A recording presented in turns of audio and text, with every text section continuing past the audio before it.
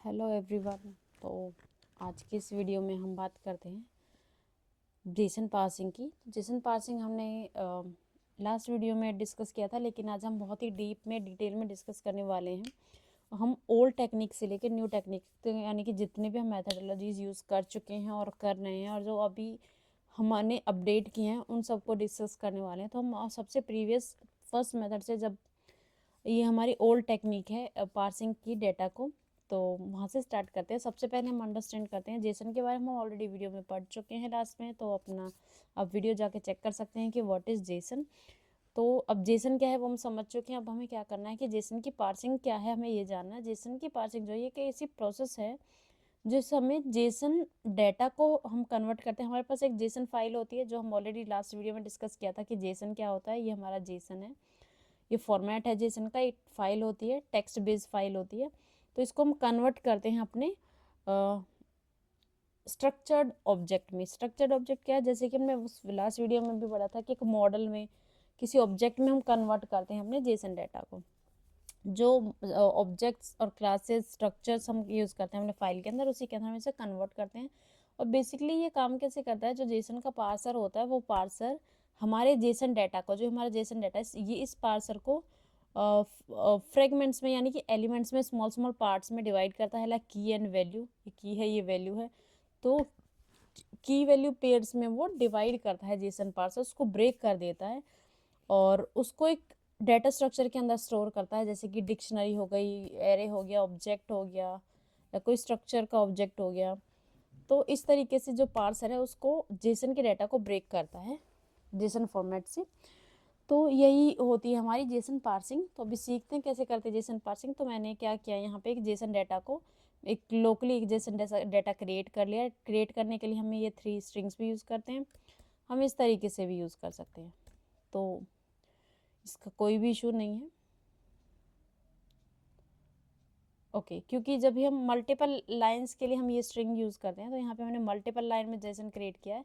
अगर हमें single line में क्रिएट करना होता है तो ये सारी जो लाइन्स हैं हमें एक ही लाइन में लिखनी होती हैं, इसलिए वो एरर आई है। तो ये मल्टी लाइन के लिए होता है, और जब सिंगल लाइन में लिखना होता है तो हम इस तरीके से डाटा को क्रिएट करते हैं। आपने देखा भी होगा, सिंगल लाइन के लिए हमारे पास होता है एरे, फिर एरे के अंदर एक ऑब्जेक्ट, आईडी, ऑथर।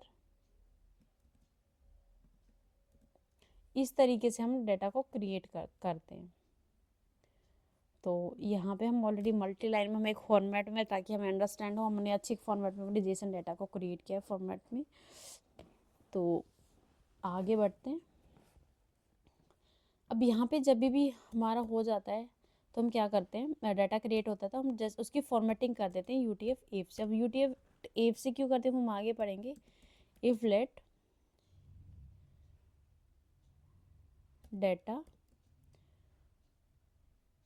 इस, या फिर हम कहें हम डिक्शनरी में यहाँ पे डाटा को स्टोर करने वाले हैं, क्योंकि हमारा की वैल्यू का ये पेयर है और ये एरे के अंदर है। तो ये एरे है, फिर उस एरे के अंदर ये क्या है, एक डिक्शनरी है। तो हम क्या करेंगे, dictionary is equals to try. अब यहाँ पे जो सबसे ओल्ड टेक्निक है वो है जेसन सीरियलाइजेशन। अब जेसन सीरियलाइजेशन का एक मेथड होता है जेसन ऑब्जेक्ट। अब जेसन ऑब्जेक्ट में हम क्या पास करेंगे, यहाँ पे जेसन का डाटा जो हमने क्रिएट किया है, लास्ट वीडियो में भी हमने किया था कि हम यहाँ पे क्या पास करते हैं, अपनी टाइप यानी कि मॉडल का नाम। उसके बाद हमारे पास एक होता है ऑप्शंस। अब ऑप्शंस में हम यहाँ क्या प्रोवाइड करेंगे, ऑप्शंस में बोलता है कि रीडिंग ऑप्शंस होते हैं। अब रीडिंग ऑप्शंस में क्या क्या ऑप्शंस होते हैं वो हम देखते हैं। इसके रीड करने के ऑप्शंस होते हैं जेसन सीरियलाइजेशन को। अब वो रीड करने के ऑप्शंस में हमारे पास क्या होता है, dot, fragments allowed, Jason 5 allowed, mutable containers, mutable leaves. तो इनमें से हम कुछ भी नहीं यूज़ करते। यहाँ पे हम एरे यूज़ करें तो हम बोलते हैं कि एक एरे को हमारा इम्प्लीमेंट करें ये एज अ। अब क्या है ये, एक डिक्शनरी है, डिक्शनरी ऑफ एरे, या ये कहें हम एरे ऑफ डिक्शनरी है ये, एरे ऑफ डिक्शनरी है ये। तो हम एरे ऑफ डिक्शनरी हमने क्रिएट कर ली, और यहाँ पे भी हम एरे ऑफ डिक्शनरी क्रिएट करेंगे। उसके लिए हम क्या करते हैं, की हमारी हमेशा स्ट्रिंग में होती है और हमारी वैल्यूज़ किसी भी टाइप की होती हैं, एनी होती है, वो कुछ भी हो सकता है। यहाँ पे इंटीजर है, यहाँ पे स्ट्रिंग है, और ये सब स्ट्रिंग में होती हैं। उसके बाद हम क्या करते हैं, प्रिंट कर देते हैं array of dictionary of zero. Zero का हमने क्या प्रिंट किया है, नेम। नेम की हमें की वही डालनी है जो हमारे पास ऑलरेडी है। चेक करते हैं, अभी हमारे पास एरर आ रही है, तो हमें यहाँ क्या करना है, फोर्सफुली सेव। अब हमने यहाँ डाटा क्यों किया, बिकॉज यहाँ पे जब हमने किया था जेसन सीरियलाइजेशन,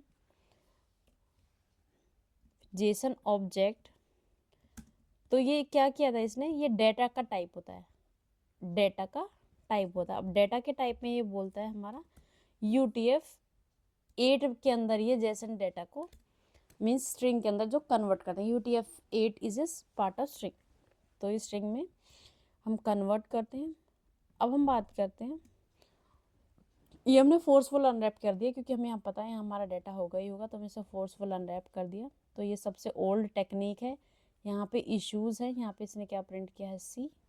और अगर हम एक यहाँ पे फॉर लूप चलाएंगे, for I in 0 array of dict dot count, इसकी जितने भी काउंट होंगे वो सबको प्रिंट कर देगा। तो यहाँ पे C, पाइथन, C++, E0 को प्रिंट कर रहा है, तो हमें I की वैल्यू डालनी पड़ेगी। तो C++, पाइथन, इसको हमने सबको एक्सेस कर लिया। बट यहाँ एक इशू है कि बाई चांस मान लीजिए मैं अलाउ फ्रेगमेंट्स कर दूँ, और अभी हमारी जेसन के को पार्स करने में फ्रेगमेंट्स अलाउड, तो इसने पार्स कर दिया।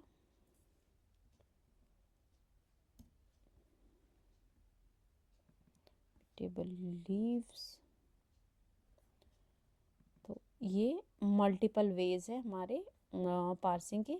अब दूसरा केस आता है हमारे पास, मैंने यहाँ पे क्या किया, एरे को रिमूव कर दिया।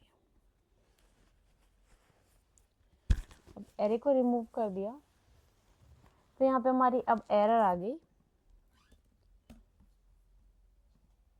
और ये थोड़ा सा डिफ़िकल्ट हैंडल करना। और इसकी डिसएडवांटेज क्या है कि हम यहाँ पे दो डाटा स्ट्रक्चर यूज़ कर रहे हैं, एरे भी यूज़ कर रहे हैं, स्ट्रिंग भी यूज़ कर रहे हैं, डिक्शनरी भी यूज़ कर रहे हैं, जो हमारा स्पेस ज़्यादा लेगा, तो ऑप्टिमाइजेशन के इश्यूज आएंगे। तो इसको ओवरकम करने के लिए हमारे पास